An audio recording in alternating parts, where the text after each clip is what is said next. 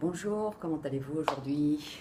Mon nom est Laetitia et je voulais continuer sur le thème de la respiration parce que c'est vraiment quelque chose qui a changé ma vie et qui est à portée de main tout le temps. Quand vous avez des émotions fortes, comment est-ce que vous faites?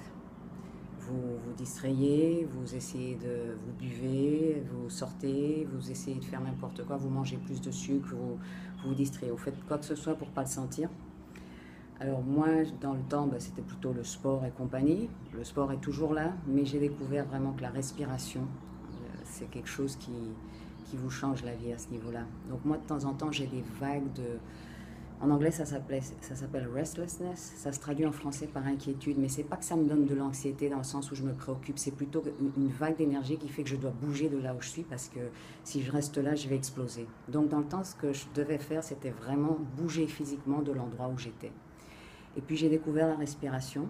Et donc quand ces vagues viennent sur moi, c'est moins souvent, en général ça arrive quand je ne suis pas centrée, je ne fais pas ce que je devrais faire pour arriver à mes objectifs.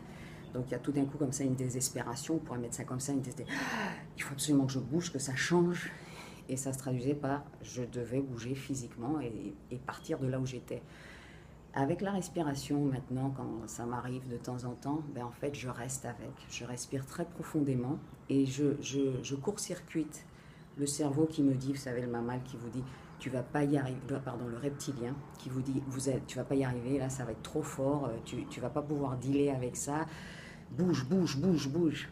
Je respire profondément, donc le type de respiration dont je vous parlais, et je reste avec l'émotion et la sensation qu'elle provoque dans mon corps. Donc dans mon cas, c'est vraiment autour du cœur, l'impression que le cœur se rétrécit, qu'il y a une tension sur la poitrine, et je reste avec ça, je respire, et j'essaye même pas de la quitter, je respire, je respire, je respire, je reste avec. Des fois, ça passe très vite. Des fois, je dois refaire le cycle plusieurs fois. Des fois, elle réapparaît la même journée.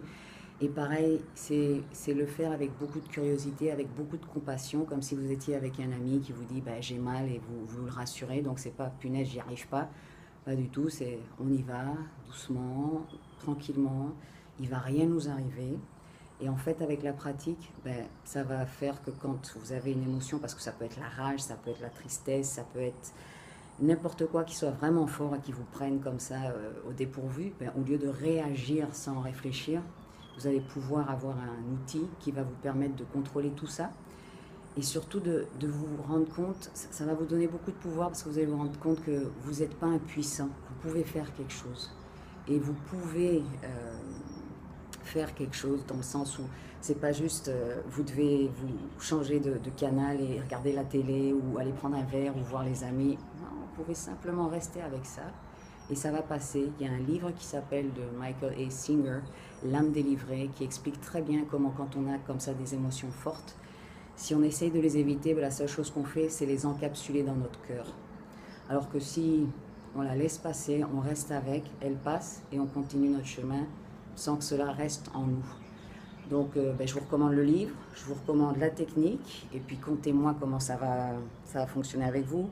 Ciao, bonne journée.